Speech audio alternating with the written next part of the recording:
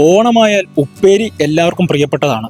ഇനി രണ്ടാഴ്ച മാത്രമേ ഉള്ളൂ നമുക്ക് ഓണത്തിന്. എന്തായാലും നമ്മുടെ ഏത്ത വിപണിയിൽ ഇത്തവണത്തെ കാഴ്ചകളും അതിന്റെ വിലയും അതിന്റെ വിവരങ്ങളെല്ലാം നമുക്കൊന്ന് നോക്കാം.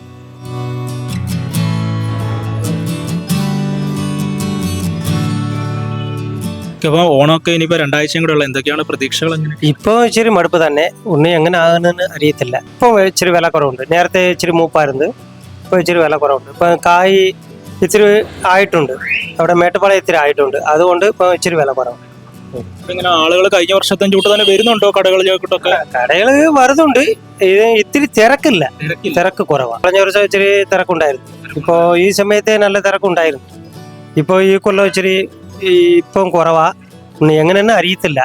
ഒന്ന് ഒരാഴ്ച കൂടെ ഉള്ളിൽ, ഒന്ന് രണ്ടാഴ്ച കൂടെ ഉള്ളില് വിപണിയില് സാധനങ്ങളെല്ലാം റെഡിയാണ്. സാധനങ്ങളെല്ലാം ഇച്ചിരി വരുന്നുണ്ട്. മടുപ്പ് കൊണ്ട് കുറച്ച് സാധനം കുറച്ച് ഇറക്കിക്കൊണ്ടിരിക്കുക. കൊലയായിട്ട് ഹോൾസെയിൽ ഉള്ള വില 38, ഇപ്പൊ 38 അങ്ങനെയാണ് നിൽക്കുന്നത്. പിന്നെ ചില്ലറ വില 50 രൂപ വരെയും 45, 50 ഒക്കെ.